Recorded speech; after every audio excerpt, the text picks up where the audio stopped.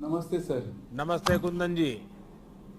कुंदन जी, computer expert, football के शानदार खिलाड़ी और आपकी अब वर्तमान जिम्मेदारी, ये आपके जीवन में इतनी बड़ी विविधताओं के बाद ये बदलाव कैसे आया?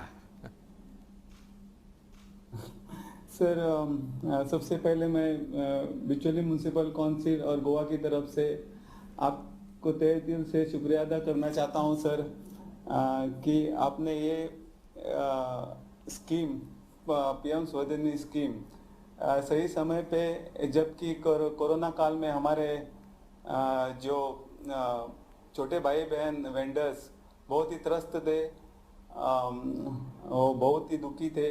तब उसी समय जब आपने ये स्कीम लॉन्च की, तब गोवा के हमारे ऊर्जावान सीएम डॉक्टर प्रमोद सावंत, जिनकी यही एक ही इच्छा है कि, और एक ही ध्येय है कि लास्ट अंत्योदय तक कैसे पहुंचे, गांव के लास्ट घटक तक कैसे पहुंचे, तो उसने अपने प्रशासन को एक्टिव किया, पूरे उनको खुली छूट दे दी। और उसी राह पे हम सब बिचौली म्यूनसिपालिटी और पूरे गोवा की म्यूनसिपालिटी उसी राह पर चल पड़े। हमारे चीफ ऑफिसर, हमारे साथी काउंसिलर और हमारे कम्युनिटी ऑर्गेनाइजर, सब हम लोग बाहर निकल पड़े सर, और उनको वेंडर्स को अप्रोच किया, उनको ये स्कीम के बारे में समझाया, उन कैसे लाभ होगा। और कहने में खुशी हो रही है सर कि within no time 211 applications हमको आए। उसमें से 170 को हम लोगों ने लोन सैंक्शन किया। बाकी के जो एप्लीकेशंस है वो 31 अक्टूबर को हम उनको भी सैंक्शन हो जाएंगे सर। और कहने में खुशी हो रही है सर कि 18 ऑलरेडी 18 जो आपका सेकेंड ट्रेंच है 20,000 का, उसके लिए भी उन्होंने ऑलरेडी अप्लाई कर दिया है सर।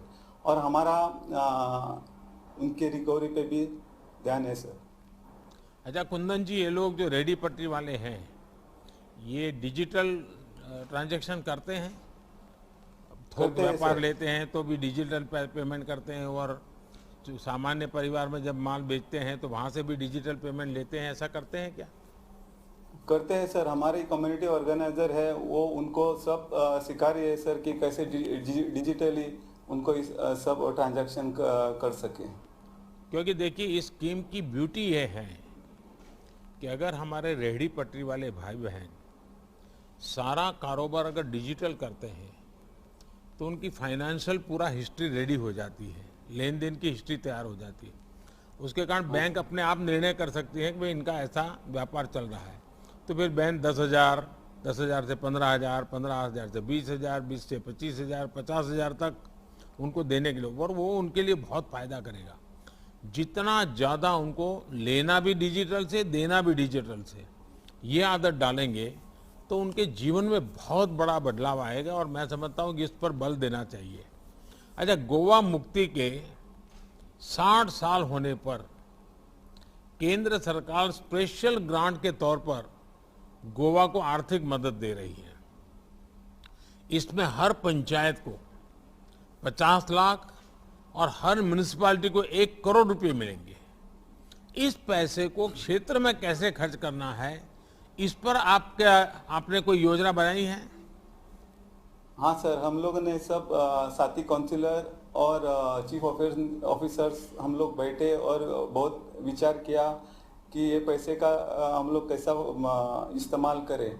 तो हम लोगों ने ये सोचा कि जो सीनियर सिटीजन्स है उनके लिए योगा रिक्रिएशनल सेंटर और एक फुल फ्लेज लाइब्रेरी उसमें करने के लिए हम लोगों ने सोचा है सर।